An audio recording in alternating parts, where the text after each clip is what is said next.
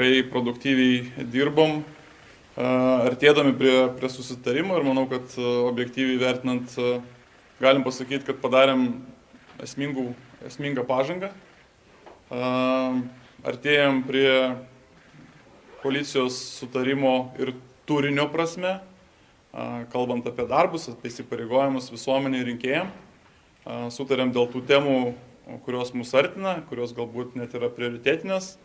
Žinoma, aišku, galim sakyti, kad viskas yra prioritetas, visoms sritim mūsų politinio gyvenimo reikia dėmesio, bet išskyrėme 3, kalbėjom net gal yra daugiau politinių sričių, kurios šios koalicijos formate bus tokios prioritetinės.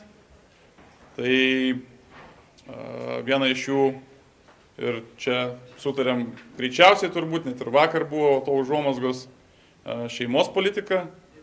Kuria prasme? Ta prasme, kad norime sukurti sistemą ir aplinkybės, kad šeimos susilaukiančios vaikų neprarastų savo pajamų, nes vaiko gimimas dažnai reiškia dėl dabartinės galiojančios sistemos tam tikras lubas, kurias yra atsiremiama, todėl mūsų įsipareigojimas būtų šitą situaciją keisti.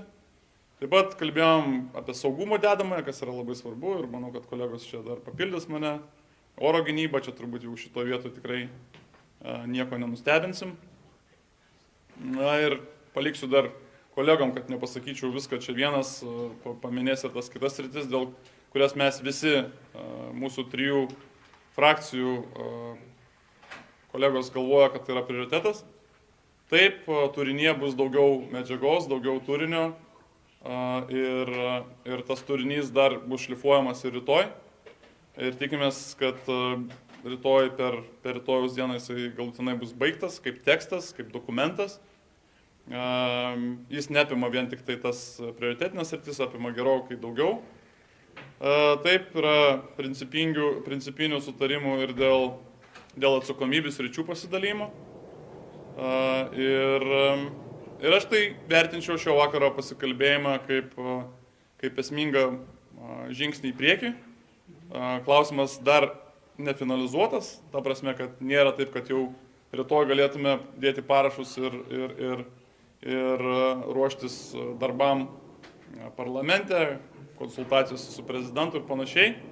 Tikimės tą darbą galutinai finalizuoti kitos savaitės pradžiai. Toks yra ketinimas, aš tikiuosi, kad tą pavyks ir padaryti.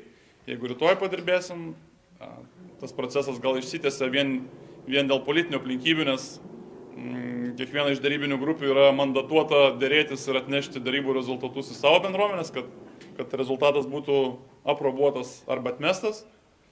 Tam irgi reikia laiko ir manau, kad vertindamas pojūtį, politinė intuicija man sako, kad mes šitas koalicinės derybas užbaigsime sėkmingai kitos savaitės.